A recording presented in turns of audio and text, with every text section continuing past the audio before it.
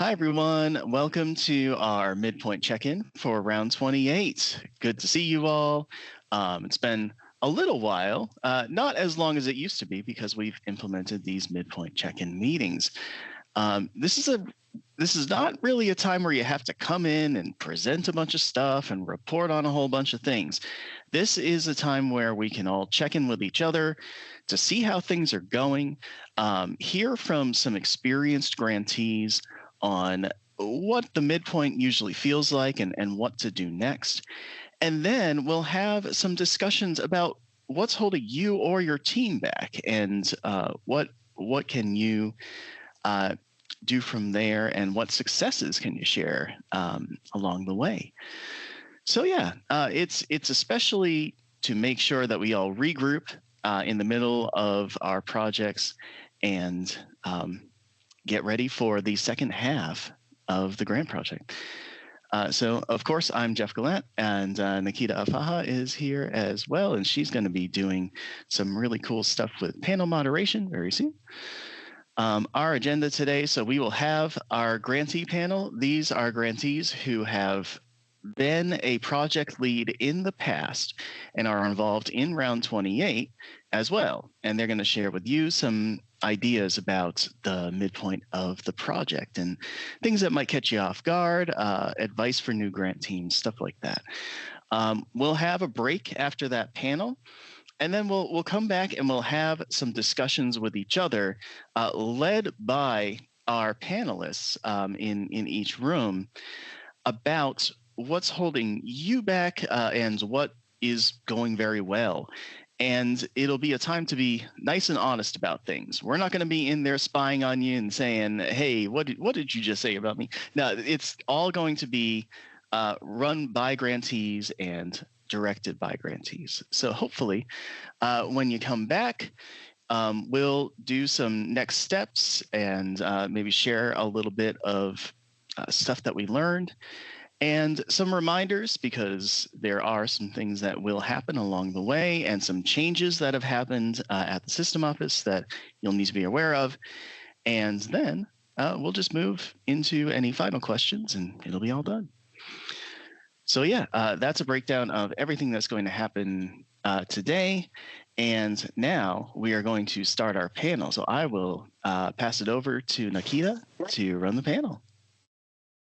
All right, well, welcome in everyone to our round 28 midpoint meeting. Again, we're going to start with our grantee panel discussion. We've got about 4 or 5 questions, well, actually about 4 questions for each of our panelists. We'll let them discuss or talk through these questions. We think they will be informative for you, but there will be, if we have time, some areas for you or some time for you to ask the panelists questions directly.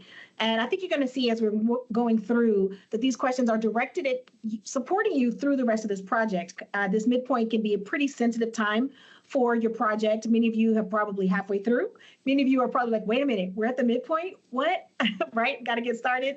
And some of you are well on your way and may have some things to share to kind of help others get through it as successfully as you have. So for our panelists today, they were chosen because they are also grantees in this round. And they have a lot of history and past experience with running these projects. And yes, as Jeff posted in the chat there, he's going to be monitoring the chat. So it's pretty informal. We're going to try to hold the questions to a particular section. But if you have questions that are pressing, drop them in chat or raise your hand. We can unmute you or you can unmute yourself and we can have this discussion kind of live. This meeting really is about supporting you, not necessarily just getting through the questions. So we have CJ Ivory, and she's here. She's associate professor and librarian and has been on many projects. We have Dr. Frost, Shelby Frost, that is here, clinical professor and director of undergraduate studies from Georgia State. CJ is from West Georgia. And from GSW, we've got Dr. Comeau, Joseph here, who's an associate professor as well. All of these are experienced project leads as well as project members. We think you're going to have a good perspective from them. So before we get started, I'm going to go with the next question. You know what, I think what I'll do now is real quickly, I'll go through the panelists. Just introduce yourself as to your experience with ALG, since I've already kind of given your name and title, and then we'll get into the questions. So let's start with CJ. Is she there? Thought maybe she was Well, we'll start with. I'm sorry. Go ahead, Sorry, CJ. Nikita. I'm here just having technical difficulties unmuting myself. The problem is in the chair, not in the computer. But I'm CJ Ivory from University of West Georgia, and I have worked with ALG for most of my time here in Georgia. So I came from University of Central Florida, where I was also working with OERs, and then I discovered ALG, which was amazing and leagues above what we were doing in Florida at the time, this coordinated state effort to promote open education resources. And so in that time, I've had an opportunity to work with other colleagues who are doing this work around the state. And at my institution, shepherding faculty along, being a one-woman kind of cheerleading band at times on my soapbox by myself, but I'm happy to say we have a lot more support on campus now. And this is my third transformation grant that I'm working on with my current team. That's good context. We appreciate that. That's why you were added to this panel. And so, Shelby, how about you? Hi, everyone. I'm Shelby Frost. I'm at Georgia State University in the economics department. This is my third ALG grant. The first one, I don't know, 5 years or so ago, was to convert my Principles of Microeconomics class to an OER course that I had been teaching for, 20 years. And we developed these interactive tools with the help of someone who does a lot of coding in our experimental economics center affiliated with Georgia State economics department. And then it was a big project. It was very ambitious. And we did a continuous improvement grant the following summer to kind of beef it up even more. And now I'm doing a new course, Econ 1101, Economics of Financial Literacy, which is a brand new course at the University System of Georgia, and taught it for the first time in the fall at Georgia State, and always had on my mind that I wanted it to be an OER course. And so I got this grant to work on it this summer as a commitment device to myself. I know the grant says it needs to be ready by fall, but I am teaching it right now. Classes started on Monday, and I've had tremendous help from people to get it to a point where I can have at least a stripped down version of the class ready for this summer. So excited to share my experience with everyone and hear about theirs as well. Sounds good. It sounds like we're going to get a lot of insight on the challenges and things we can do to overcome those challenges from your participation. So looking forward to that. Joseph, tell us a little bit about your experience with ALG. Hi, I'm Joseph Comeau, Associate Professor of Sociology at Georgia Southwestern. I've been involved in 4 grants total, and I think there's some interesting kind of variability in what I've done. My first grant was something like 8 or 10 years ago. It was a transformation grant. I was not the lead on that. My department was interdisciplinary psychology and sociology, and I was part of a grant to adopt the OpenStax text across our department. Then I took the lead on a grant that was transforming contemporary social problems, as well as another psychology course. So I led that transformation grant with some colleagues. And more recently, I have done 2 grants in back-to-back years that were continuous improvement grants with a very different focus. As a hobby, I took on YouTube content creation a while back, and then I started making YouTube videos about what I teach and started making sort of mini lectures. And I reached out to Jeff a while back. I was like, hey, do you think I could leverage what I'm doing and do this? And he's like, yeah. So I led a transformation grant last year where we did 20 or so videos. They're on my channel. I think I'm contractually obligated to say like and subscribe to the Sociology Professor YouTube channel. And it was a channel I had with like 3 or 4 videos I'd already done. So like, hey, let's get some of my colleagues and do some videos.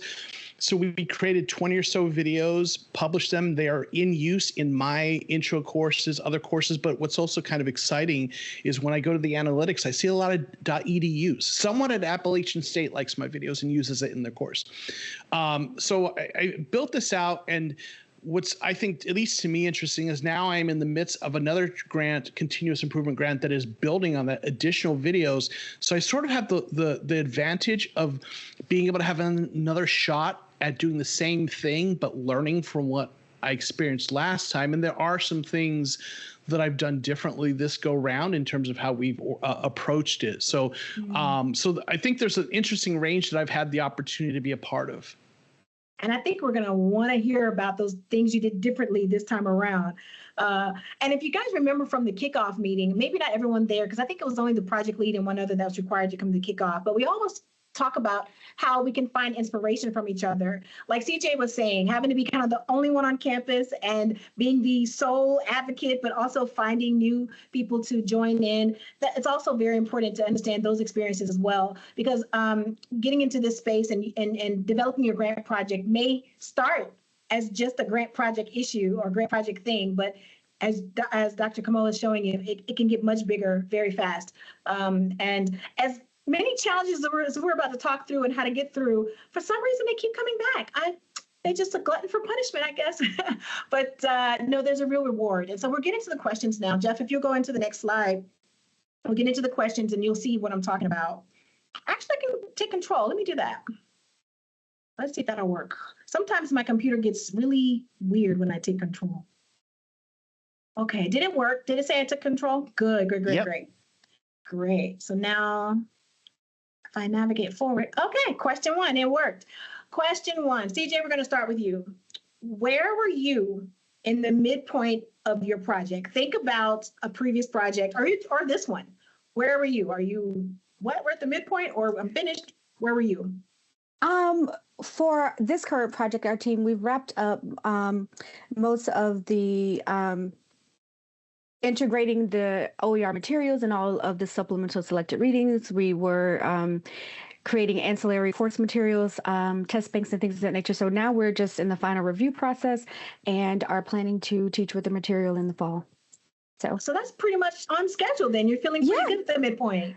It doesn't always happen that way, but you know, a little experience. And one of my the lead on this, Dr. Yang, we've worked together before, so we have a really good dynamic. So we're moving right along at a steady clip. Well, that makes sense. So between Joseph and Shelby, is there anyone who is not where they're supposed to be? No. So we'll go to you next, Joseph. Then let's hear from you. Where are you at right now in this project or previous one at the midpoint that you might want to share with us? Up, you're muted. Yeah, I just saw that. I'm going to compare this. I'm going to talk about this one and how it compared to the last go round because I think that's going to be hopefully insightful. So obviously this project is about recording videos, which involves preparing, outlines or scripts, scheduling the recording sessions, and then doing the editing and publishing. And there's a bit involved in that. And right now we have done the batch recording of all of them. So now what is left is for me to get the videos, which are waiting for me, and to sit down and edit them and publish them. And that's something that I will be able to do over the summer. A 8-minute video probably will take me 4 to 5 hours, including creating images and things like this. And so, it's just a matter of getting that done, which is absolutely doable. Which is really pretty nicely on track. We have to complete it during the fall semester. I'll get the editing done. When I compare that to the last time we did this project, at the midway point, we were still doing recording sessions. We spent a lot more time on preparing the scripts and scheduling out those batch recording sessions. And I was editing as I got batches. So I had some that I was editing when we had not yet finished recording all of the, recording sessions. And we had a really nice setup. We set it up in our lobby. One of the people in our grant does the videos production for our university. So it looked like a studio, even though it's a counter in our lobby. It looks really fun. And some of the things I learned from that is, there were some things I leveraged to help us prepare. And, I know AI is a polarizing topic, but I leveraged some of the things it's things it can do to help us in terms of getting things ready to go. For example, when it came time to decide on the topics for the videos, I kind of fed an AI server sort of, the chapters of the text, gave it a list of the videos. I actually had it look at the videos on the channel that I'd done, and I had it identify the gaps. What chapters did we not yet have videos for? But I also asked it, okay, what are some topics within those chapters that are going to have a high relevance, will be searchable? I'm also having a mind for what kinds of things will draw traffic on the YouTube channel itself, but also that is in many ways analogous to relevance to students. Things that students are searching for in YouTube are the things that are often they're most needing to know for tests and things like that. So yeah, there's some interesting sort of data dynamics there. So I was able to leverage that right from the beginning and give my colleague who was working on it with me a list. I gave her maybe 40, 50 topics and said, pick, and here's some of they're ranked right in terms of relevance and that. And then when it came time to do the scripts, we were able to kind of use a little AI, say, hey, help us come up with an outline that will cover the key topics in this chapter of the open text. And then, my way I use AI is very iterative. I'll have it give me something, but then I'll say, okay, well, you're missing this theory. Let's add this. Okay. And I don't like the way this framed. And then I'll take what it gives me and then I will word parts and edit it, right? And then come up with what I really did feel like were scripts that were in my voice, but better than what I did last time, because they were including things that I might have omitted because my previous videos that I did were much more how I lecture it, but sometimes I have my blind spots. So all of that led to having the scripts better prepared, better planned, and ready earlier so we could jump in, schedule 3 batch recording sessions and get all of it done. Yeah. And now, so that was something we learned from, or at least I learned from in terms of how I organized it. Well, that's really good. And as a matter of fact, we have another question coming up about advice for the second half and using tools to leverage your schedule and your timeline. Sounds like something you might be able to add to that. Shelby, what about you as far as the midpoint? What does the midpoint mean for you now or in previous projects? Or where were you? So my first project, like I said, was super ambitious. And if I can just preview a little of advice, if you do not have an instructional designer on your team, you should. Okay. I have been teaching principles of microeconomics for intro level for, 20 years. And my team consisted of an instructional designer in my college, a newer professor who had just been hired at our university straight out of grad school, and the person who was doing sort of the coding of these interactive tools that we did. And so, it's really hard, especially when you think about, teaching out of a textbook, you're having students pay for this book and you kind of want them to, I'm an economist, just to remind everyone, you want them to sort of get their money's worth out of it. And so you tend to sort of just be so guided by what's in the book, right? And so the one thing that the instructional designer kept saying to me was, there's too much here. There's too much here. You got to cut content, right? And so really kind of a paradigm shift that you need is to sort of disconnect with, this is the table of contents in the book and this is what I'm covering, right? So you have a lot of more freedom, and you really need to use like a backwards course design. What is it that I really want the students to know? And then start building the materials from there. And so it was also very helpful for me to have a relatively new instructor who hadn't been teaching it as long as me, right? And so I would say, oh no, but this needs to be in there. And she was like, not really. Not really. And also she had experience teaching intermediate microeconomics, whereas I did not. My undergraduate degree was not economics. And so she would say, I teach intermediate. I have to go back over those topics again in intermediate anyway. So you could just wait. So that was really helpful for me to have that team. And I will admit that this time, we didn't even try to deliver the course until fall. And so, we were working on it all summer long. At this point, we were probably still fleshing out what the topics would be, what we could cut, what we could keep, and then focusing in on the things that we were going to build those tools on, which were a highly iterative process. This time around, and I will go ahead and tell people that by the time fall semester came around, we were laying track while the train was coming, folks. We got about half of the course 100% built, and we were building, finishing up the last parts of it as the course was being taught live in the fall. And so this semester, I would say I'm way ahead of that because of, foolishly probably deciding that I wanted to do a stripped down version here in summer to kind of pilot it. And also just, like I said, as a commitment device to myself. And I had a little bit different plan in mind. I know that the Federal Reserve Education website has a lot of materials that some of them are literally like drop and drag that are pre-built modules that I can just put right into my learning management system, and they're all already ADA compliant, et cetera, et cetera. And so, so I'm much further ahead of the game this time around. But you know, I mean, I think that's unusual for most people, but there's still a lot of work to be done. And I do have an army of assistants who are helping me. That are helping. That makes a lot of sense. And, you know, there's a couple of takeaways that you guys have given me. One is the fact that at the midpoint, even if you're feeling comfortable like CJ is now, CJ, we're going to get to a question now where I think you'll be able to address why you're so comfortable at your midpoint at this point. There are a lot of factors that will make you comfortable at your midpoint. Like being able to leverage tools like Joseph is using, being able to leverage team members. And this might be a good point, right, at the midpoint, even if you're on schedule, to reevaluate the scope of what you're including and what you're doing, because there are some considerations that maybe you haven't considered, such as accessibility, such as Joseph was talking about, the scripts and things like that. So we'll move on to the next question. I think, CJ, I want to start with you because you were feeling very comfortable here at your midpoint. Tell me about some of the things, I did this last time too, I forgot the question. There we go. So tell me about some of the things that caught you off guard in previous projects that you kind of remedied, right? That now make you so much comfortable here in this project where you're like, you know what, at midpoint, we are on target and happy about it. So tell me about some of the things that have caught you off guard, either in that regard or in general. I'd say for me, the amount of time it takes to just sift through and evaluate the materials that you're considering. Like it is, as a librarian, you know, I normally come up with these curated lists according to the topic and learning outcomes, but to figure out which one of these are going to best serve the needs of the course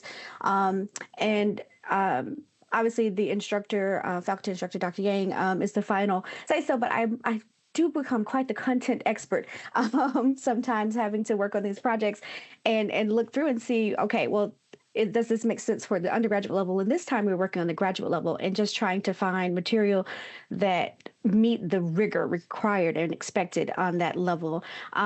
It is an enormous amount of time to just kind of go through and determine what's going to be most effective, but then also balance that. And this was kind of what was most surprising this time around. This course happened to be a graduate level course for a doctoral program, but even though these are doctoral students, they have full lives. They're very busy and trying to whittle down because there is a lot of content out there. So you can find things that are rigorous, but trying to narrow down what you're actually going to have them read to find some balance there. And so I think that was the hardest challenge, sifting through all of that content and then trying to whittle it down to get to the content that's going to have that rigor, provide adequately cover the foundational concepts that you want them to get, but also not overwhelm the student. That makes so much sense. And honestly, if I could just say it, I put it in the chat, get a librarian on your team, basically, because if an experienced librarian, right, can get caught off guard by the sheer amount of time and work it's going to take to actually whittle down the resources you have to match what it is you're trying to do in your project.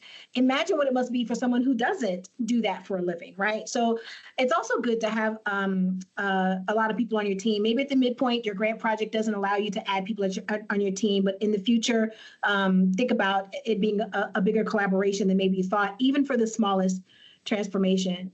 And Shelby, that brings me to you. I'm going to talk to you about what caught you off guard, because you mentioned a couple of things that caught you off guard that your new professor helped you with, the one who, the newest experience, and the need for an instructional design. You don't have to speak to that specifically, but in general, what has caught you off guard about these projects?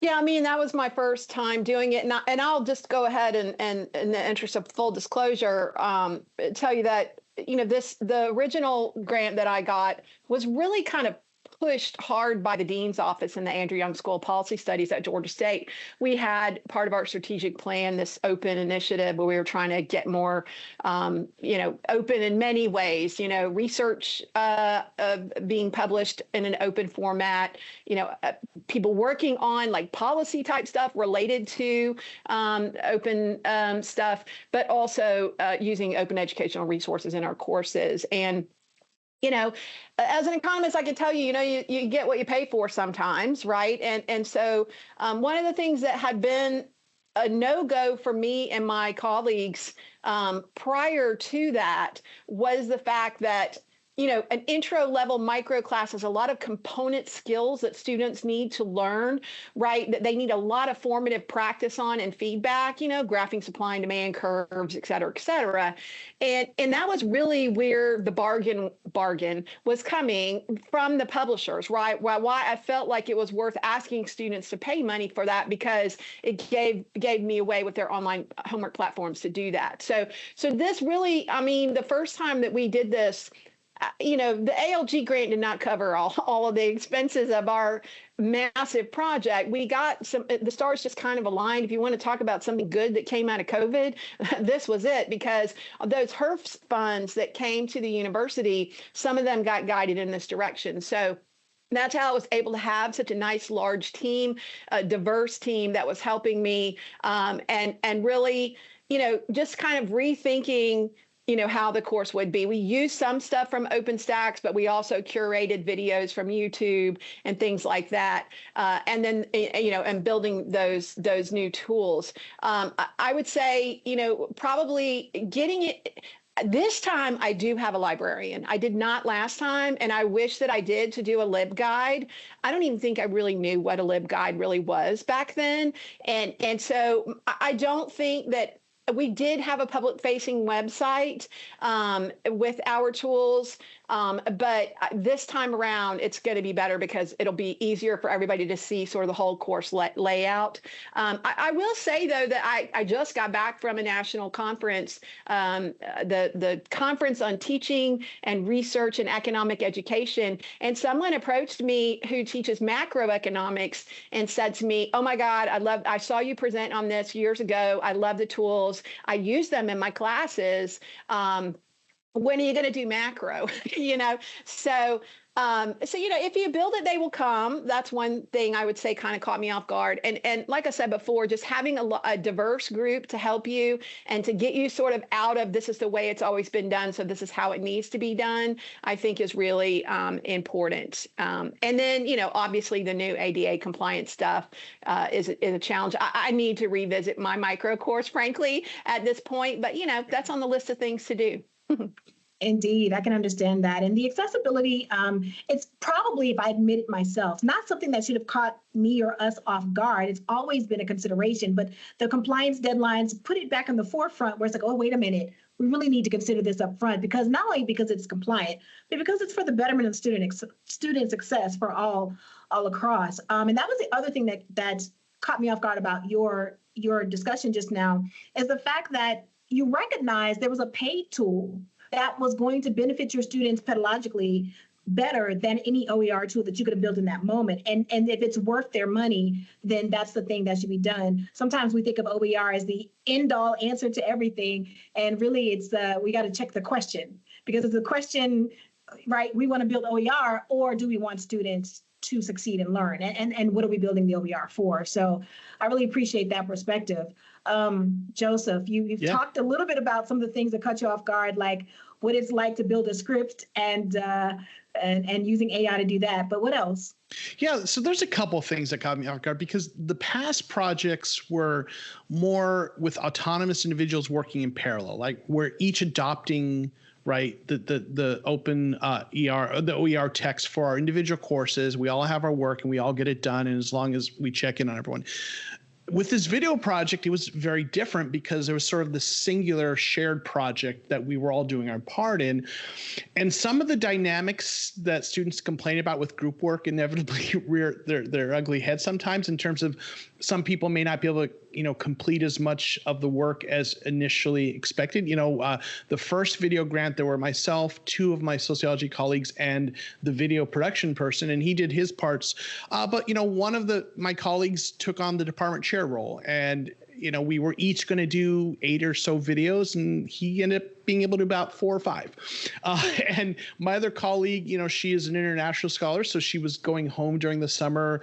And so there was a long stretch where she wasn't able to record videos. She still did a fair number of them. But in the end, I was doing the editing, so I already had a big heavy load. And originally the thought was, okay, I'll do a few less videos than them, and I'll do the editing and all this other work. In the end, I did more videos than anyone else. I just ended up having to do it. So I had to just kind of take it on.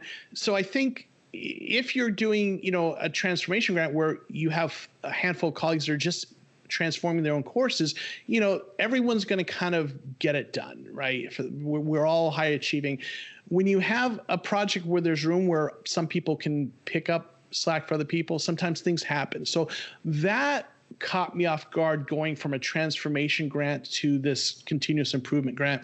The other thing was just a technical thing. There was a little bit of a scare that the person who was doing the recording, he was also managing the technology side. And there was a point where he had these external drives that he was storing the videos on. And there's a point he's like, hey, I've got a problem. I can't retrieve it. I'm having to send it in for, this thing in for the warranty repair. Hopefully I'll get it back fixed and be able to retrieve all those videos we recorded. He was able to do that, but there was, 5 or 6 videos that for a period of time, I was wondering if we would have to re-record.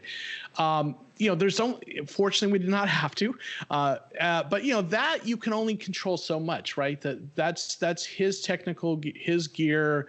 I can't manage that. It worked out. So that caught me off guard. But I think the bigger thing was the difference in kind of how work goes when you're doing a shared project versus parallel adoption projects. Yeah, that makes a lot of sense. And we'll pause here just a moment, but I'll make a mention that having some project problems that catch you off guard, right, that you just can't control, sometimes it may need to extend your project. And so Jeff is going to talk to us a little bit when we get back from break about some reminders and about some things with the SLA and some of the things that you can do if you run into some serious trouble. One of the big things you should remember is that if you come into a timeline issue and there are bigger concerns, to reach out to Jeff and I to talk about those ahead of time as much as you know. Just like we tell our students all the time, that if you know you're going to be late, let us know.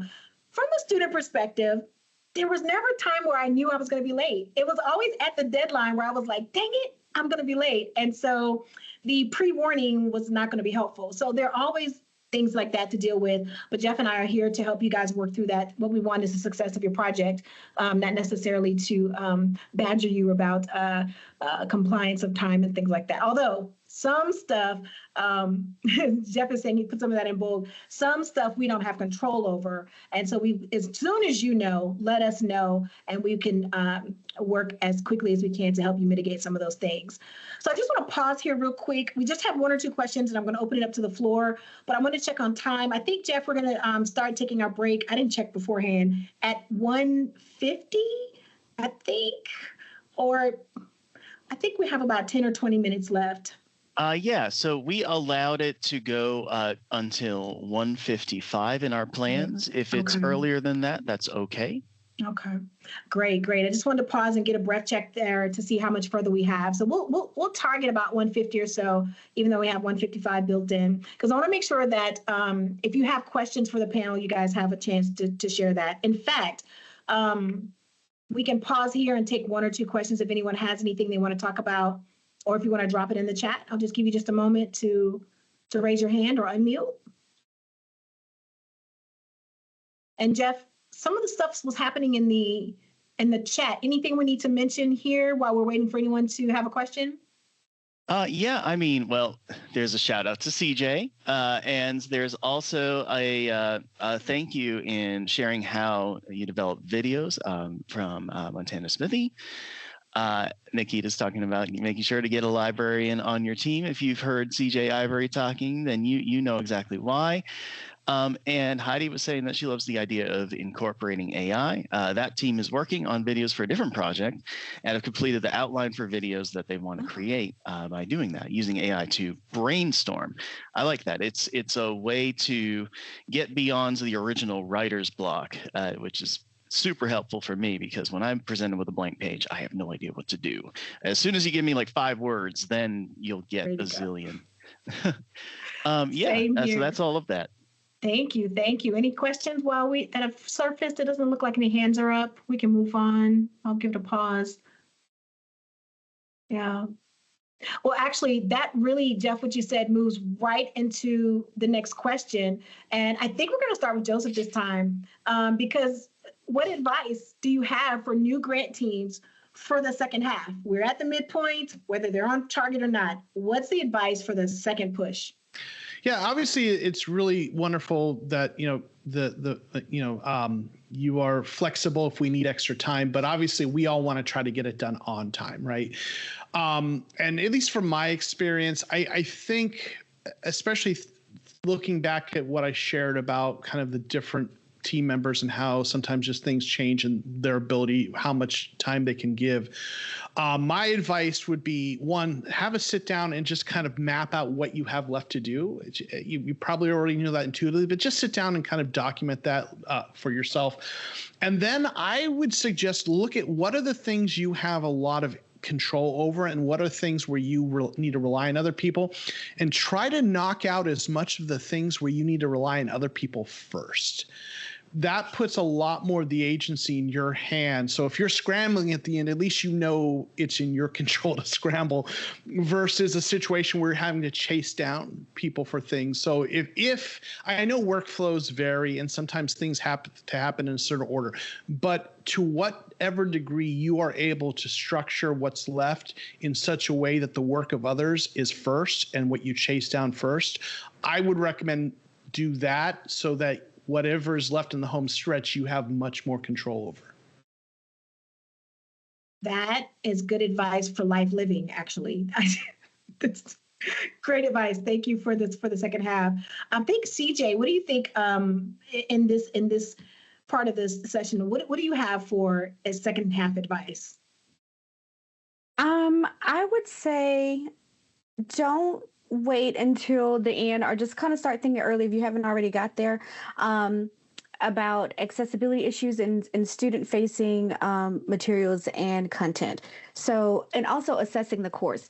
I know Dr. Yang builds that into the course and collects that feedback, but start thinking about where you want to collect that feedback in your course, because we're always constantly improving. If you're teaching, hopefully you're collecting that feedback from students, but being intentional about the way you go about that as you're assessing the materials, how the students are responding to the materials, that type of thing. And then also I was third and fourth having an instructional designer. This time around, we had an instructional designer, Rebecca Peacock. I think she's on the call. And just the way they clarify your goals and your intentions with the course and delivering that content to the students, and also thinking about those accessibility concerns and making sure that we're in compliance. So if you don't have one on your team, I'm pretty sure your teaching and learning office will be happy to help and assist with that. Yeah, definitely. And as an ID by trade, I second that emotion. But yeah, having a project team is really helpful. You don't really realize how much consideration, the different kinds of considerations that go into a pedagogical approach besides just the actual content. And our content experts are very excited about that until they realize, wait, there's all this other stuff. Shelby, what do you think? She's laughing. What do you think? What is your advice for the second half? Yeah, I would say, once you kind of get the course mapped out of what all you're planning on doing, hopefully by around the midpoint of your project, you're really, that part's done and you're really starting to build stuff. And then hopefully you can kind of just sort of get into a routine of how things were going. I mean, for me on my first project, we were building those interactive tools, it was an iterative process. Like I would write up a script and send it to the guy who was doing the coding, and then he would build something and send it back to me. And I was like, oh, wow, this is awesome. Let's change this, that, and the other. You know what I mean? And then, while I was doing that, the instructional designer was, building pages in the LMS. And then as soon as you can, I hope that everyone has budgeted for some student assistants to come in and put eyeballs on things. This is when we were hitting that pretty hard and heavy. And in my current project, that's where we are right now as well. I've got, like I said, an army of assistants helping to go through and read every module and quiz question and make sure that the questions are aligned with the learning material. Give me any comments from a student's point of view, what makes sense, what doesn't, what seems to be missing, et cetera, et cetera. And I think that would be where you would want to lean into, as you get towards the home stretch. And don't freak out too much if you don't have everything built by day one, as long as you have a good plan in place and have a team to help you get across the finish line. I teach all online asynchronous these days.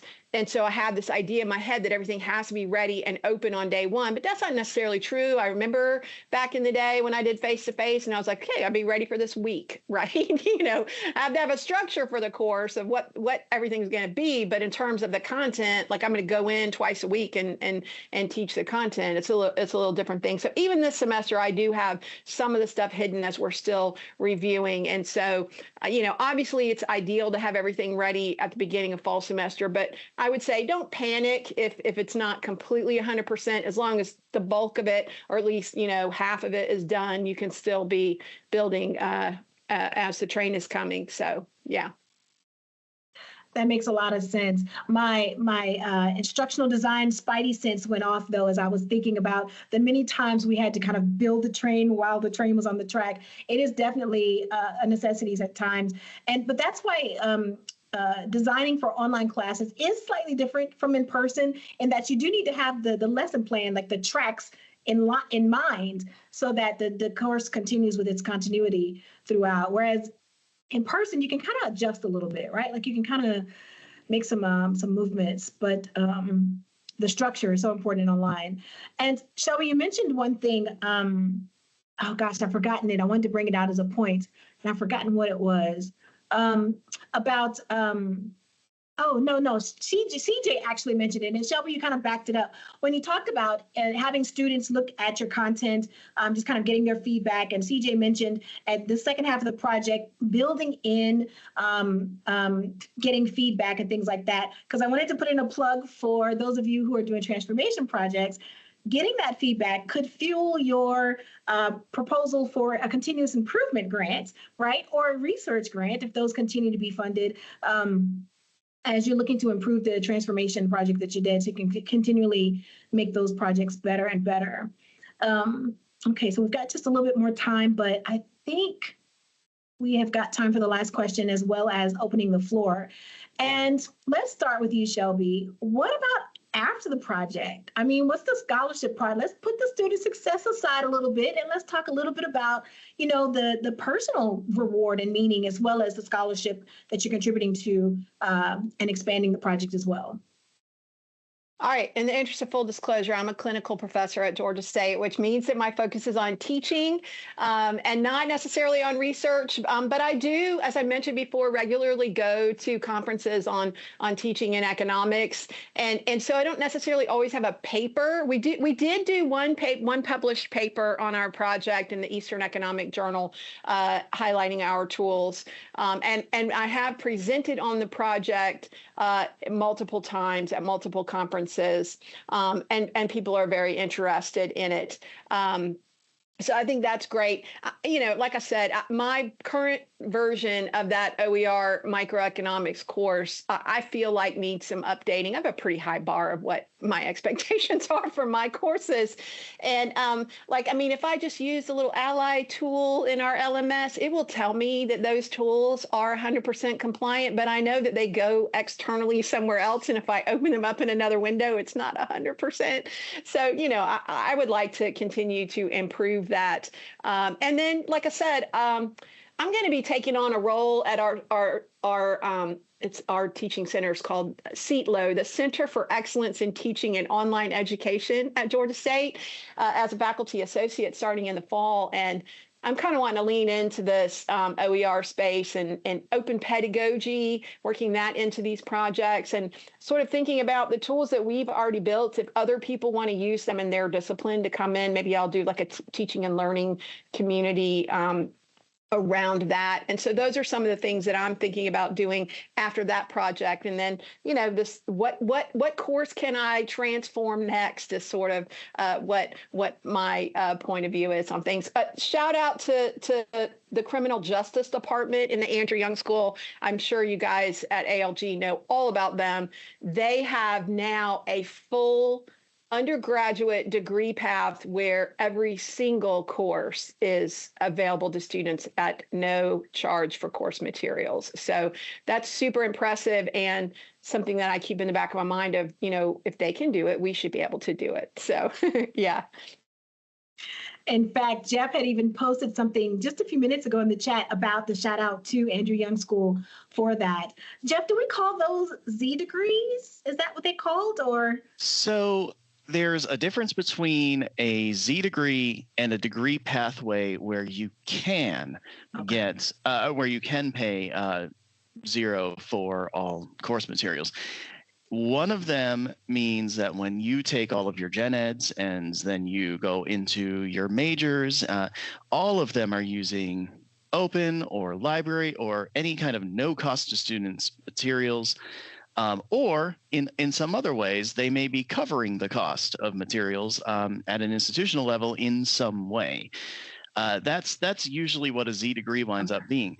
Now, a Z degree, a zero cost degree pathway usually means that within the degree program itself, everything is open because that department has decided to work towards that. And they did, and they were successful. So, for example, at Kennesaw State, we could say off the cuff that the IT department there has done a bachelor's in a BSIT and an MSIT that are Z degrees, but really it's within just their degree program that everything is no cost. We can't guarantee that for every introductory or elective course that somebody takes at KSU in between. So that's, it's a little bit wordsmithy and a little inside baseball, but yeah, that's something. Well, there's some nuances for sure. But in this space, I think this is a good place to kind of look at those nuances and see, because maybe it's something to attain, something to look forward to, advocating for, if that's appropriate for your students on your campus. And so, CJ, I want to come to you, our single advocates, not single, but I know what it's like to sometimes carry the shoulder. And I'm glad that you are getting support there and continuing to grow in that area. But so what about for you, CJ, after the project, scholarships or not scholarships, but scholarship and expanding? What are your thoughts there for after projects?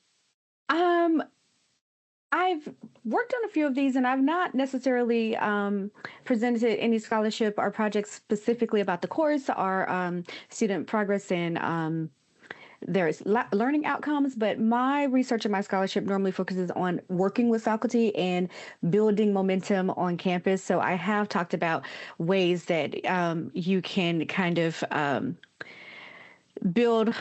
start as a one-woman marching band and kind of build momentum across campus, and also how faculty or how librarians can work with their faculty in the discipline and also collaborating with your teaching and learning unit. And so how you can kind of have a multiplier effect. That's normally what my scholarship has been based on. But I do understand that ALG now offers a research grant. And so that has become my new gospel. So everyone who has in the past, who currently teaches with OERs, I'm just like, hey, there's a research grant that's available for that. So it is something to look closer at.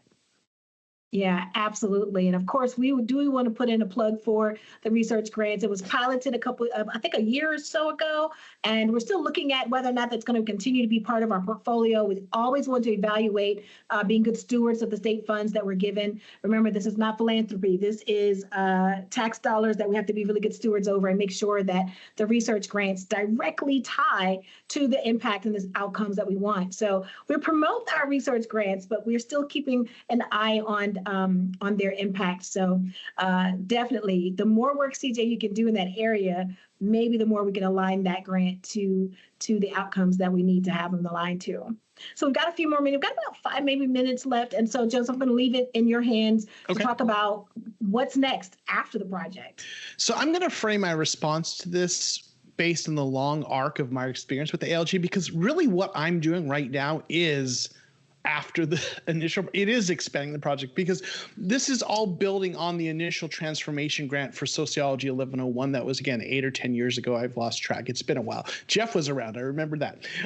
And so I did that, and then it was kind of, did the other one. And then it was many years later where it's like, hey, let's see if we can leverage, what I'm doing already, creating these YouTube videos, and build it into making, that course viable again. Because, the OpenStax text had evolved a bit, and I wasn't using it, so I'm kind of come back to it. So this is sort of me giving a plug for the continuous improvement grants. If you haven't done one, now this full disclosure, it is a smaller dollar amount. It's also I'm doing more work on this than I was in the past, but that's just the structural reality. That's fine. But think about, if you've adopted a course and you've transformation grant to adopt an OER. Think about, are there things you can do? And it doesn't have to be just videos. Obviously, there's a whole other host of ways you can do that. But there are things as you teach the course that, hey, this would be better if, in addition to the OER I've adopted, I have this. And for me, it was, hey, wouldn't it be great to make a handful of videos that cover key topics so the students read it, but they also get a mini lecture. So look at the continuous improvement grants and think creatively about your skill set and what you're doing. Like I said, for me, it was a thing I was already kind of doing, and I was able to kind of leverage and find a really great synthesis there. So look at those continuous improvement grants as a way to expand it. But also, the scholarship I've presented at a Georgia Sociological Association. I did a presentation on new media spaces as a form of pedagogy and scholarship, and talked about the work I've done with ALG, but also some other things I've done with podcasting and such. So think creatively, and again, your institution type is going to matter. I'm at a teaching emphasis institutions, so the scholarship here, expectations for me are more modest than they might be somewhere else, especially if you're an R1. So the kinds of things that are going to constitute scholarship in a way that carries any weight might be different for me than they are for you. But think outside the box. Certainly the low-hanging fruit is presentations. You can very easily put together a conference presentation on the work you're doing, especially if it's someplace outside of Georgia where they're not as steeped in the ALG, culture as we are here. We all kind of know about it. Elsewhere, they may not. And I'll tell you, when I presented, people were really excited that wow, someone is making videos for the OpenStax sociology book. So it's also a good way to kind of, if you're doing anything that's public facing like that, like I am, to kind of get that word out there. Sorry, I was so enthralled that I forgot I was supposed to speak next. No, that's a lot, makes a lot of sense. And I really appreciate that, because one of the things that has made me very passionate about ALG and the grant process in particular is because the main goal is our student success and what we're doing in that work. But the benefits are so much bigger than that. And so that is one of the reasons why, as you're finding yourself maybe in a challenging situation, which you're going to get to talk about a little bit more in depth in our next, after the break, you're finding yourself in that challenging situation. Hopefully you've heard some things that will make you stay with it and maybe even come back and do it again. And so that's what the state is here for. ALG is here to further that vision. And if you're willing to support us by doing these projects, we want to support you in that way. So lastly, we said we'd go to 255. So we will go ahead. If there's any questions, we can take those now. You will also have access to your panelists in your breakout session, and then we'll have a Q&A at the end as well. So don't be discouraged by there just being a minute or two left here in this segment. But if there are any questions you want to ask in the general group, let's hear those now. You can unmute or drop it in the chat.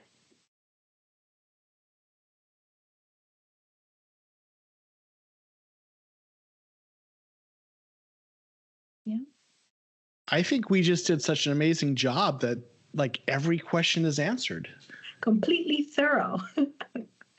Yeah, but also, go ahead. I want to make a mention as well as people may be thinking or starting to type. Jeff mentioned that our funding for the research grant is indeed limited to $45K a year. So it is a pretty competitive grant to get into. And honestly, all of our grants, because of the popularity and the prestige of your projects are becoming such good quality, it's getting pretty competitive every round. So we do encourage lots of scholarship when putting these RFPs together. Thank you so much. We have a comment about feeling better about the status of their project. This is good. Any other questions or comments before we move into the break? Okay, going once, going twice. Okay, so what we're doing here is a 10-minute break. We're going to return at 2:05. And from that point, we're going to go into our breakout sessions where you're going to really be able to have some discussion one-on-one with our panelists and maybe talk about some of the concerns. Jeff and I will not be in the room, and that will be on purpose. So, Jeff, is there anything you want to say before we make the... Not too much. We will have some questions that I'm going to make sure that I share in each room so that you have them once you're transferred over. A big pain point of breakout sessions is that you get in there and you lost everything that we just asked. We're also going to have our amazing panelists, and thank you so much for sharing your expertise with us. Yes. We're going to have them as individual moderators in those rooms. So don't worry, you're not going to get into a room and just be like, what are we doing? Because that's what I do in a lot of breakout rooms. I'm hoping that does not happen. Indeed. So yeah. And we're definitely going to still come back at 2:05, even though we just talked a little bit more, but 2:05. And please do return back. I'm going to leave the meeting up and running and recording because after that, there will be some important reminders and announcements that Jeff will need to share with you for your project going through the second half. So, all right, we'll pause here, mute out, and turn off our videos, and we'll see you back at 2:05. Thanks. Hello, everybody. Yeah, so like I'm saying, that Jeff guy, I tell you. Hello. I know. Welcome back, all. Oh, welcome back. Let's see. As I think is that everyone, Jeff? We got a few. Looks like our numbers went down just a little bit, so I want to make sure we've got everybody. Yep, some folks are rejoining. Okay. All right, so thanks for the comedic interludes, Joseph. So we are going to talk really quickly, just 5 minutes, about what surfaced in your discussions that may be helpful for the rest of the group to hear. And so let's start with you, Joseph, if you don't mind sharing what your group ended up talking about. Of course. So when we talk about some of the barriers and challenges that were faced, one person in our room mentioned that they had some challenges getting student workers hired. And I think I'll kind of link to this to something I talked about before. There are the things that are more or less in your control, right? And this is something where you have to rely on kind of the processes of the institution. So, her recommendation is definitely start earlier on that because of the challenges with the hiring processes. We had multiple people talk about challenges that they've experienced finding a good platform to host the resources. One individual mentioned that, they've gone between Google and Pressbooks, and, does the university have a subscription to the platform? Does access change? Is it open to students? So there've been some challenges. Multiple people mirrored those challenges. One person did mention a previous conversation with you, Nikita, about, how to integrate through maybe zip files and things like this into the LMS. So maybe you might want to speak to that. So that was probably the highest mode in terms of most common thing is finding a right platform to host resources. With the successes, one person mentioned they'd prepared a full digital animation video that was out ready for review, and they've had their modules laid out, so they were really having some really good progress on their project. And someone else also mentioned this sort of next level kind of experience that was kind of really a positive experience where, building out their textbook resources and their work trying to develop, what they described as a one-stop shop across platforms and modalities. One of the things that came with that was almost sort of a new approach towards their pedagogical methodologies and redesign. So they weren't just doing the work and making a resource, but there was sort of this next level, engagement where they got to kind of reimagine things and maybe some paradigm changes, which, when we're doing work, when it can be engaged, that creative part of us is always a nice positive side effect. Thank you. In fact, did you see me really smile with satisfaction because being able to find a new pedagogical approach is satisfying in a way that I think only members on this call would feel and know. We can geek out about that, and that's really impressive. And then we can talk a little bit about publishing your projects. I think, Jeff, your reminders might have something about publishing. I'm not sure. Just a little bit about accessibility, but basically. So well, let's tackle that at the end, though. Let's tackle that as part of your reminders. Mm-hmm. Let's tackle publishing options. I'll remind you when we get there. I don't think we have a slide on it, but I'll remind you when we get there. And I'll just mention something in that segment about, as Joseph mentioned, the zip files, about the D2L, about Brightspace. I have some insight for you if you want to be able to share your course with be able to load it up in other LMSs, other instances of Brightspace. So we'll get to that part because I think that would be good. But I want to make sure we get to the reminders before all of that. And then let's see, CJ, are you on call still? Yeah, still here. Great. So what is your group's contribution? So one of the barriers or challenges that some of our team members had to overcome was dealing with changes in your team. So some of us had one of our PIs, our co-PIs leave, or transition to another institution, or whether you're out because of health concerns. But what do you do when you have to kind of pivot? And what do you do with that timeline and getting your project completed despite the staffing or personnel challenges or changes that you might have. So obviously our colleagues are very adaptable. And so they were able to transition and make that transition, even though their team had some personnel changes in between.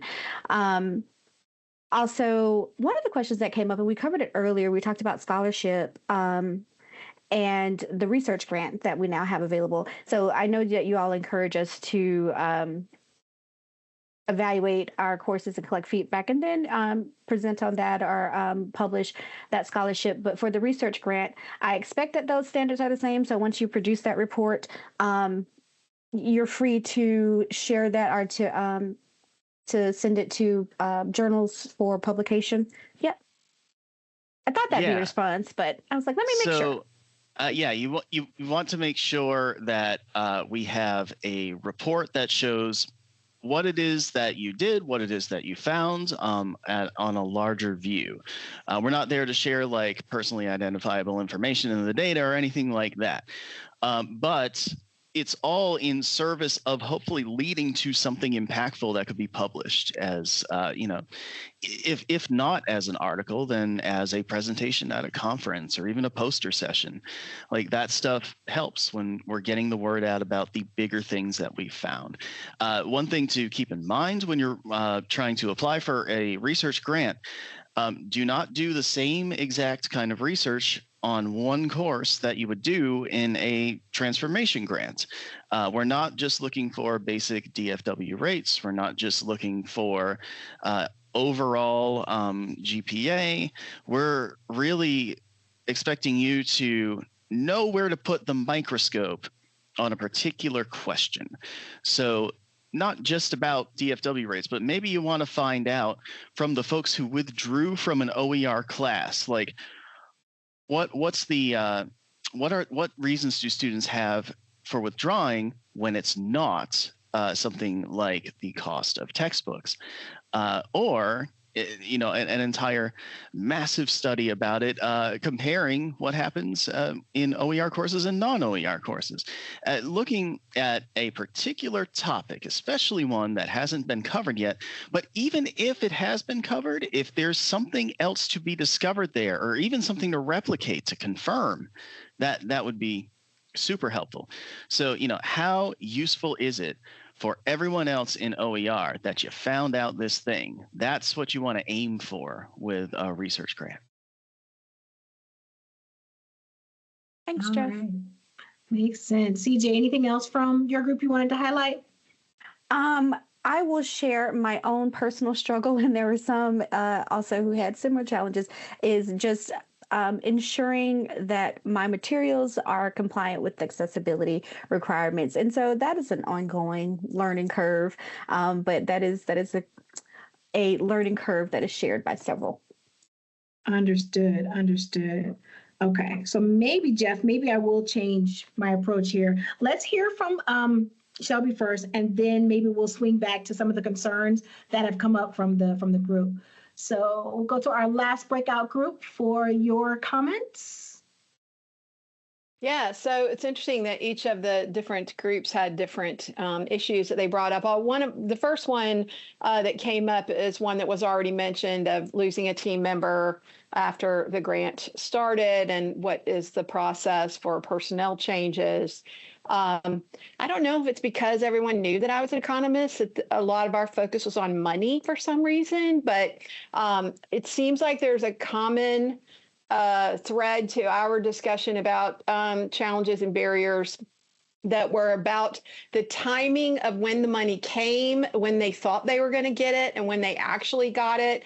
They all seemed to think that there was this, friction with their own institutions. Office of Research. And, I mentioned that because you did explicitly say, stuff from your institutions or departments. And so, like, some people even are in a situation where they might want to hire someone different.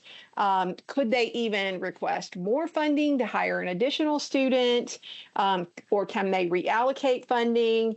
Could they ask for extensions because most of this led to people falling behind on their timelines and not getting started as much as they wanted to. Some people getting started without compensation. There was at least one member of our group who reported that they still have not received any money yet. So that can be a real issue. But we did have some people reporting some successes, that they do have teams that have already started working on things, and they were a little flexible with their timing. They're not necessarily tied to something that has to be delivered at the beginning of fall semester, for example, and they feel like they have their pieces in place to really hit the ground running. And then also another person reported a success that they're making incremental improvements, and that all of the people involved in their grant are experienced with ALG grants, which I think is two things. They did mention that there again was some friction internally with the getting things started with money, for example, but that things are running smoothly. They were expecting that, and they were able to get through it.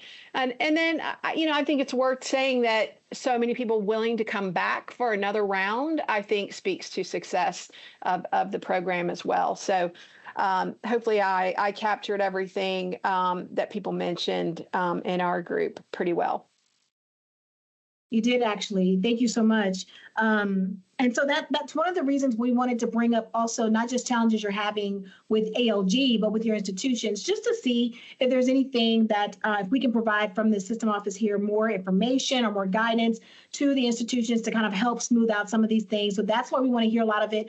We don't have a lot of control or a lot of ability to change a lot of that stuff, but certainly to support where we can. And I think we have enough time, Jeff, if you want to.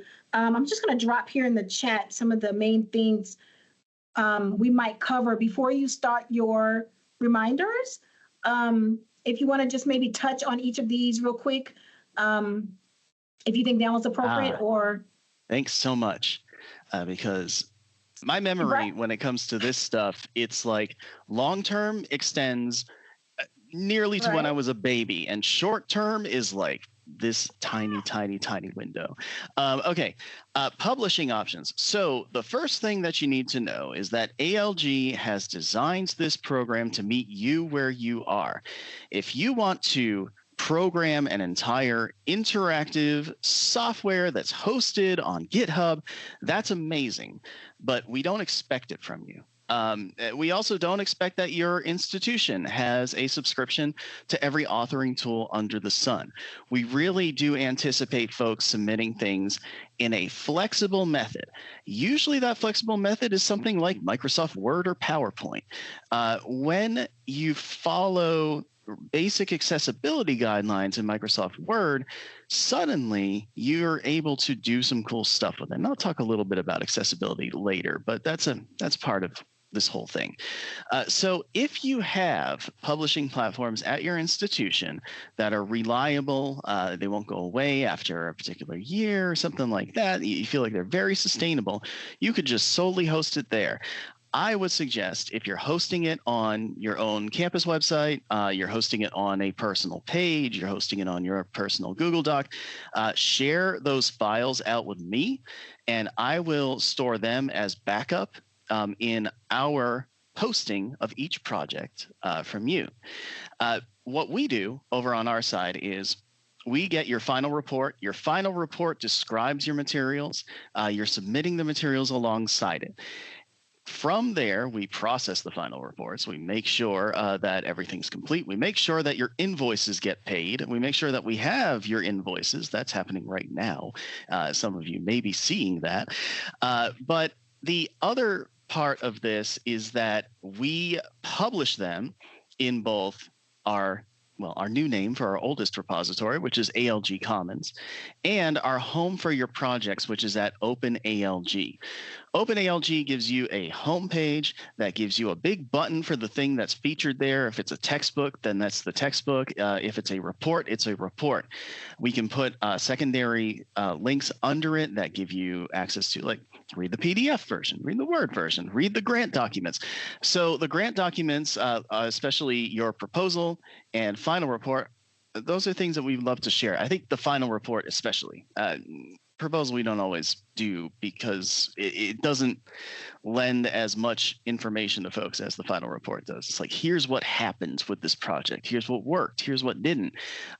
Anyone who wants to adopt your resources or want to make something like it, they may want to know from you exactly how that went. So sharing those documents is part of it.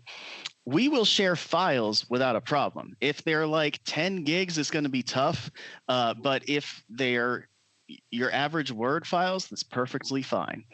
I'll talk a little bit about the accessibility stuff, and Nikita has shared a very good link on that in a second. But yeah, we have ways to publish your files without a problem. If you want to do cooler stuff than that, like, for example, creating something in Pressbooks, that's amazing. It would be up to your institution to have a subscription to that or not.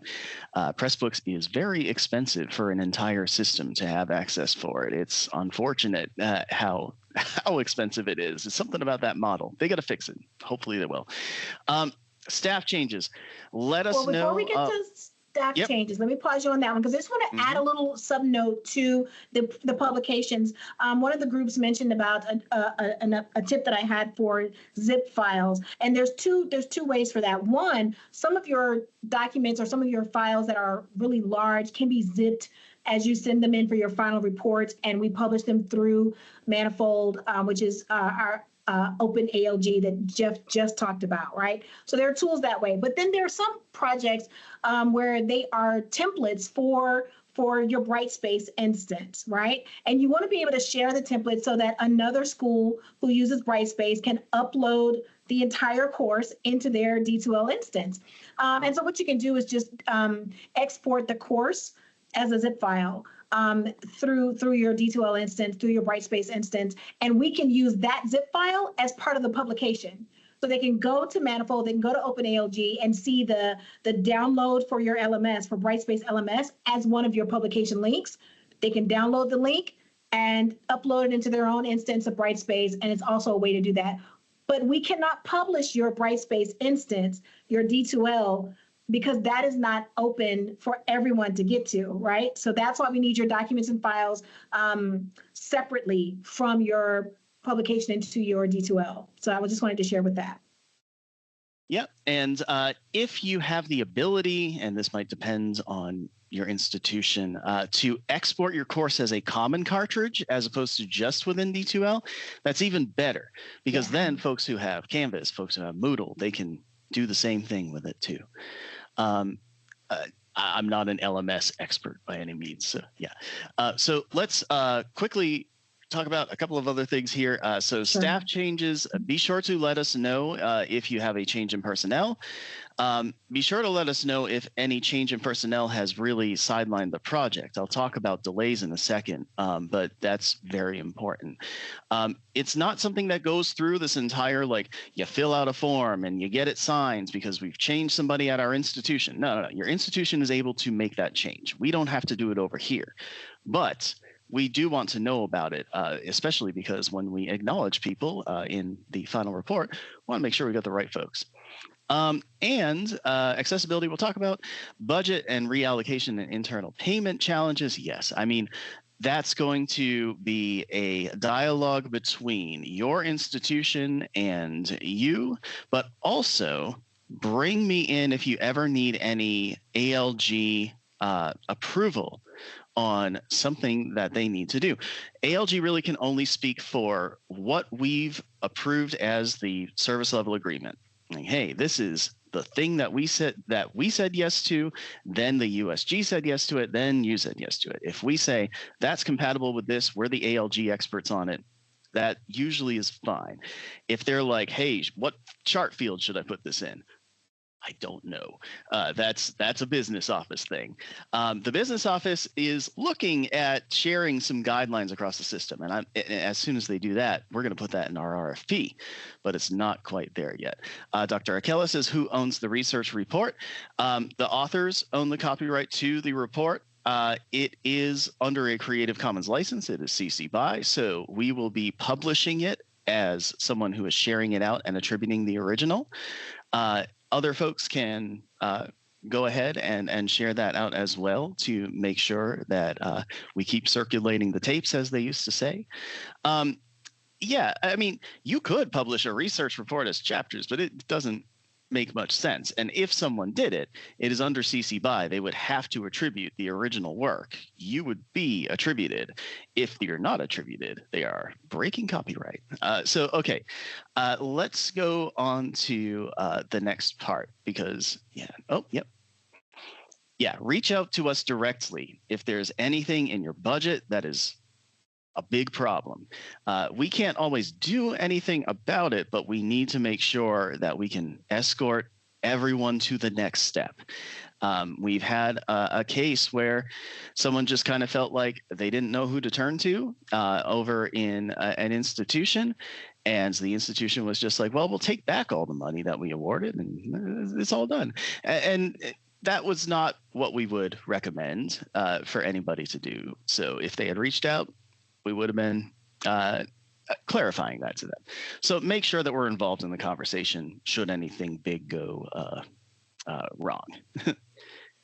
All right, so I'm going to blaze through these. This is not going to be a crash course on accessibility. That could take another 2 hours. I love accessibility. I could talk about it for days. I could work in that entire field. I would love it. So let's just talk a bit about accessibility first.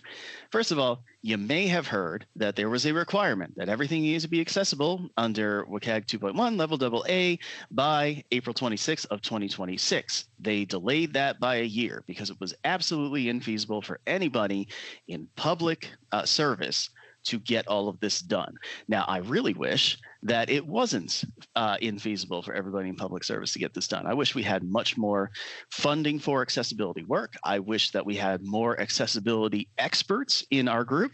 Unfortunately, that is not how the infrastructure has been across the nation. And so we have a whole other year to do that. And yeah, we are moving forward with our plans. We have been checking every single group of files that you send us for accessibility. We can't put a microscope on every single word, but we can check for basic accessibility features across a collection. So that'll improve over time because automated processes will help us in evaluating that over time. And yeah, so WCAG has a lot to it. If you ever look at their guidelines, they are mostly about the web, but the first chapter is what you especially need to look at.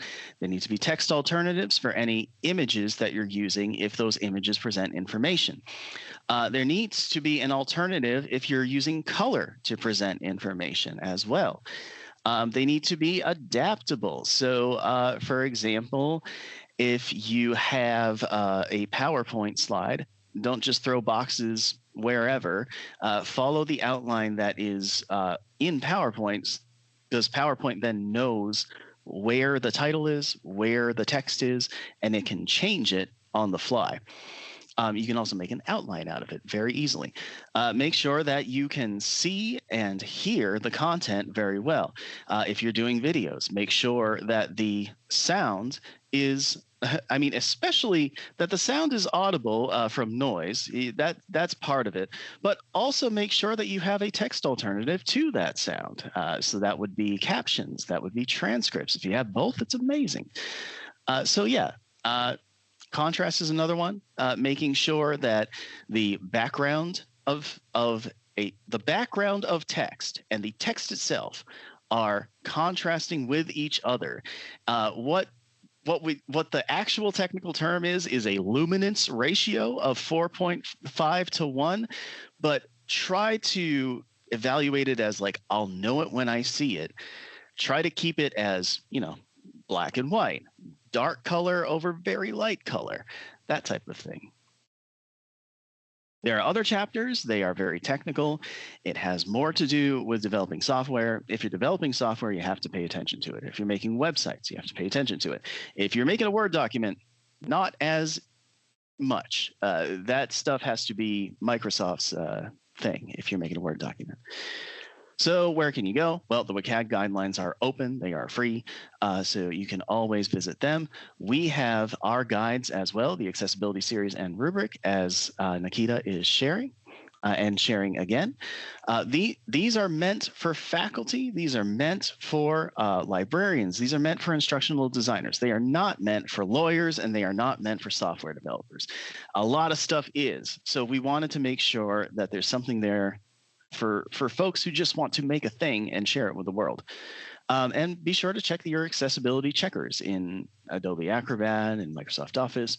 They're getting easier and easier to use. I hope soon enough that they're also operable by Copilot, but not yet. Hopefully we'll get to that point. But subject matter expertise is key, especially when you're doing alternative text. The second invoice. So when you submit your final report, try to get that invoice in as soon as you can. That's from your institution, just like the last time. It's not from you, and we need it. We need to make sure that your report is complete, and then we route those invoices for payment, and then that payment goes to your institution. Sometimes that stuff can get really stuck. Somebody's on vacation, and all of a sudden, a month goes by. We don't want that to happen. So as soon as they're ready, have them send in invoices as soon as possible. Final report is at the final semester of the project. It's always available on the Grantee Information Center page. The Grantee Information Center page is super important, as we've shared before. It's kind of like it's in the syllabus of ALG. They have all that you need to create your report templates and to submit them in an online form. Be sure to use the online form at the end. It's the only way that we can track all of this stuff over time and go back and go, okay, here's where it was. And yeah, recheck your SLA. Make sure that you knew what you committed to do in the first place before you submit the final report. Check the Grantee Information Center for that link. There's stuff here you'll know about it. Basically, your Word document, your syllabi, any data files, any materials. Same thing here. If you have big files, ones that are over 10 megabytes in size, our form is not going to be able to accept it. So you would just send it right over to us. Email us a link to Google Drive, email us a link to Dropbox, so we can download those files in one go, and then we can share them out. Reporting deadlines. So the summer one is not that important for you, but the fall one is super important for you. December 18th, 2026 is the fall 2026 deadline. That is when most of these are going to end. And that's the end date on the SLA. The deadlines are on the Grantee Information Center page, so you can always check that out if you have a question on it. It's also in your SLA as well. Delays are something that we need to talk about, though. These are different from what they used to be. I would love for everyone in here to have the maximum amount of flexibility that they need to successfully complete their projects. Everybody would, but unfortunately, every contract between the system office and anybody is considered a contract when it's under an audit. So the eyes that are on our SLAs are the same eyes that are on an IT contract with Adobe or something like that. It's being watched in the same exact method. So delays on the end of contracts are stared at with the eye of Sauron. Like, let's just make that clear. It sets that eye on fire. So the reason why the business office is clamping down on this is because these guidelines have already been in place, but they just haven't been enforced. And we have tried to get the maximum flexibility that we can out of the business office for you. So here's how it goes now. Our SLAs have a 31-day delay built in. So the deadline of December 18th, 2026, 31 days from December 18th, you have that time if you need it to get the project done. You have to let us know so that we know when things are late that you're still working on it. But you can get that in 31 days past the initial deadline date if you need it. If a 31-day delay isn't enough, the contract needs an extension. And before, we were able to just get these whenever we needed to. Not anymore. So if your project needs to be delayed to another semester, we need an amendment to the SLA. The USG has changed what they will sign on this. So if you have an amendment document that's returned after the end date, signed by your institution after the original end date, sent to us after the original end date of the contract, USG cannot sign it. There are very logical legal reasons for this. They don't really pertain so much to the chaos that we go through as faculty, as librarians, as authors, but unfortunately that's how it winds up going with it. We can't extend any SLA more than 6 months from the original end date of the contract. That's very different too. We had a pilot project back in the day where people were creating open role-playing games. Turned out those take a long time. Some of them are delayed a year and a half. Can't do it anymore. When you need a delay like this, past the 31-day deadline, which is just an email to us, you need a signed and attached letter of justification. And that's from someone with appropriate authority to speak for the team and department. That's usually your sponsor, the dean, the associate dean, the department chair, someone in that similar role that can attest that this is what happens with the project. This is why we need that delay. The reason why is not so that I can sit here and read it and go, good. It's because the business office, should the eye of Sauron suddenly shine on them, the Nazgul will descend and they need a letter immediately. If you don't know Lord of the Rings, I'm very sorry that I'm giving you so many Lord of the Rings terms. But yeah, they will immediately want a Y. And that Y, if it's signed and a good record of it, will help them out. So we can do some contract extensions up to 6 months, but they need to be explained really well, and the business office needs to know why. And accessible justifications for amendments are things that often happen. Sudden changes, turnover, required testing that doesn't arrive in the amount that you need in order to run the kind of research that you want. That kind of stuff has happened in the past, so we included it there as examples, but it's not limited to those either.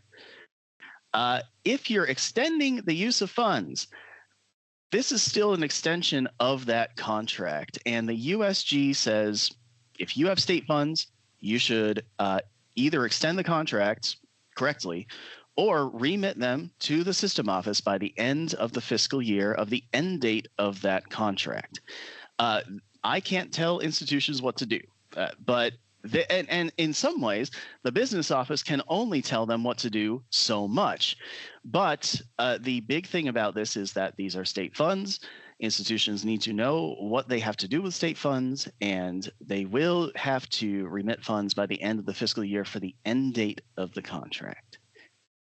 Okay, that's a lot, and we're already at 3. I really wanted to just run right through that because this part is just me talking to you, and as a bunch of active learning fans, we do not want a lot of sage on the stage. We want a lot of folks building this midpoint check-in together and building meaningful stuff. So I want questions here, but if you cannot stay, that's okay. It is past time. You do not have to do that.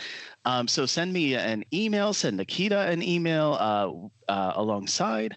And yeah, so let's just open this up for questions. But I will say, if it is 3 o'clock and you have to go, that is totally fine. And thank you so much for being here. All right. The last thing before you go, be sure to click that link. Nikita just sent in the Round 28 Midpoint Check-In meeting feedback. It's a very quick survey. It's got just 4 questions. 5 because there's an extra one at the end, right? But they're just real basic things that we just like to hear from you so that we can improve this over time. So now I will open it for questions.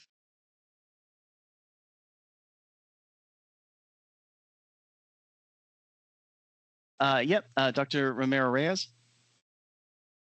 Yeah, I did have a question about the 31-day delay. Do we need to inform you of any way, or is that already built in within the contract? So you send us an email to make sure that we know. It is built into the contract, but it's something that you need to let us know about. Okay, sounds good.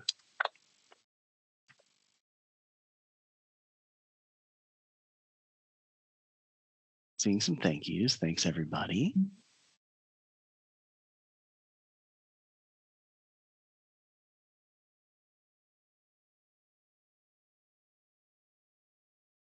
Yeah, we're still here to take your questions if you want to drop in the chat or unmute. And for those that have to go, we understand. We thank you so much for participating this far and going a little long. And yes, indeed, we will have an email follow-up with the slides and recording. The video takes a little bit to process. As you know, you went into breakout rooms, and then Nikita and I just talked about random work stuff that we had to get done. All of that needs to be processed by Adobe and then cut out of the video in a way that makes sense, along with a 10-minute break where you don't want to just be watching YouTube and just sitting there. Joseph knows that. We will be taking a little bit for it. That processing takes a while. It takes some time, indeed. And we have some comments to thank our panelists as well. We thank you guys for joining and sharing with us. Thank you so much, not just for being on the panel, but for leading the breakout discussions. Couldn't have done it without you. Indeed. All right. Well, I think we've covered it. I don't see any more questions coming through. So. All right. I guess we are adjourning. Thanks so much. And of course, if you have any questions, send us an email. Indeed. Thanks, everybody. Bye, everybody. Bye. Thank you. Bye, everyone.